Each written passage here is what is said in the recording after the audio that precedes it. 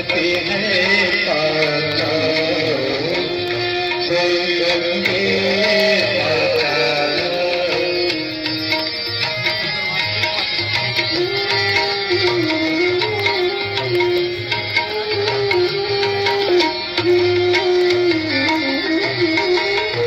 आरती मात तुम्हारी जो जननी गाता, मैया जो जननी गाता, बात वही है